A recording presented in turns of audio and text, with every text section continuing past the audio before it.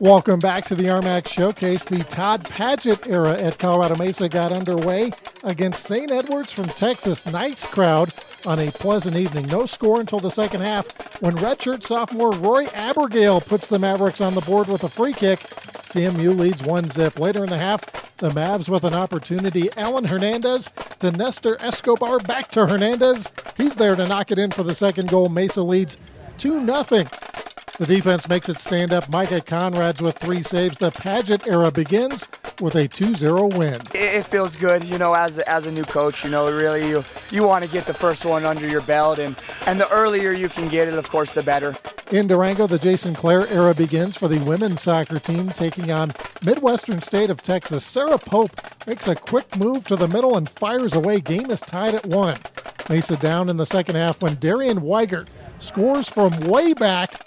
Tremendous goal ties up the game at 2, and that is how they finish a 2-2 tie. The Colorado Mesa men's soccer team is picked second in the RMAC this year. A big reason for that is because of their goalkeeping, as Mesa has 2 goalkeepers who have received a lot of accolades over the years. Colorado Mesa goalkeeper Micah Conrads is a big man on campus. Literally, at 6'5", Conrads is an imposing figure in the net. Last year, he was the RMAC Goalkeeper of the Year with a 0.84 goals against average. But he might not be the most decorated goalkeeper on his team. One day I came home and had a voicemail from the U.S. national team. It was almost a dream, almost. Backup goalkeeper Brandon Bumpus, once upon a time, was the keeper for the U.S. Under-23 national team. A star at Mullen High School in Denver, Bumpus went to Division I, North Carolina State. It was always a dream to play in the ACC. And NC State offered me a good scholarship, playing time my freshman year, and hopped on it. But things didn't work out at NC State. Bumpus left the school and returned home to Denver. He did several odd jobs, including working as a barista. Then he started coaching youth soccer. At first it was just, make money, support family, try and get us through some times. And then it was, started coaching with a young youth club out there and got spotted by one of the assistant coaches for the Rapids, and he was like, you're really good at this, and brought me in part of his program, and from there, things just took off. Eventually, Bumpus was spotted by former Mesa coach Josh Pittman, who convinced him to coach his goalkeepers in Grand Junction. He started out as a coach, but Bumpus still had a few years of eligibility left, and he couldn't resist the opportunity to play again. I was 23 or 24, but I felt like I was 50-something, and just knees, back, everything was terrible. I came in and I was just out of shape. I hadn't played for 5 years.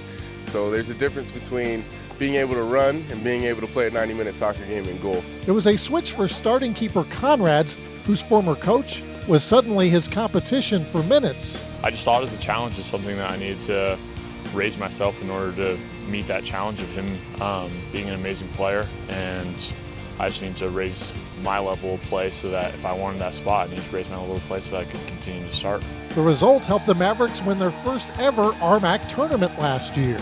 I'm pushing him to be better, and he's pushing me to be better.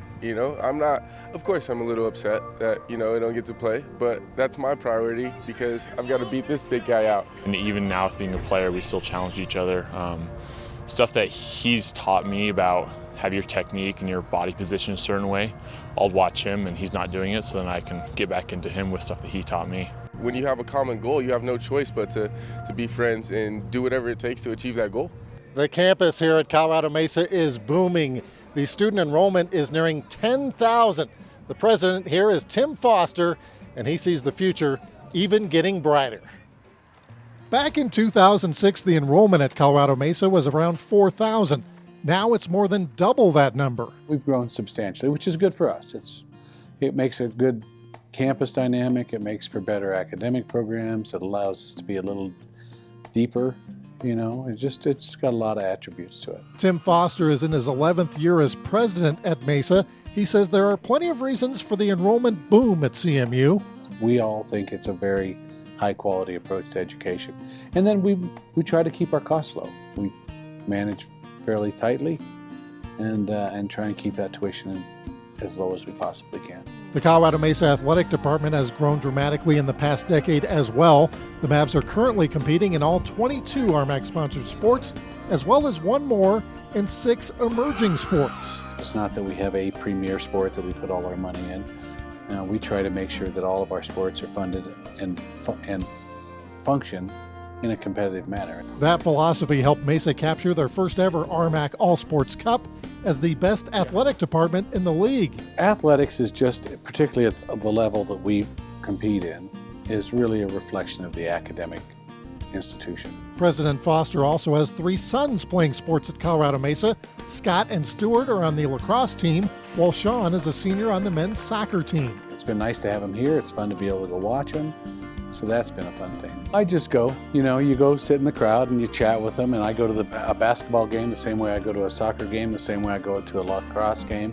Here and away, I go and observe. As for the future, Foster sees more growth for Mesa's Montrose campus and continued success for the RMAC. I think the RMAC over the last 5 or 10 years has really taken giant steps as a conference in terms of coalescing, having a common vision about, really valuing that academic, athletic, student-athlete concept. I think it's a really good conference. Still ahead on the showcase, another national championship is a possibility. Coming up next, we dive into the pool as Colorado Mesa looks to defend their conference championship. Stay right there. We have so much to celebrate in Division II, but we're especially proud of our commitment to Make-A-Wish. Division II student athletes have led a 10-year initiative to raise funds and help grant wishes of children with life-threatening medical conditions. Nearly $3 million have been raised, and hundreds of children's wishes have been granted. We play hard, we work hard, and we support others in need. Why? It's simple. Because we care.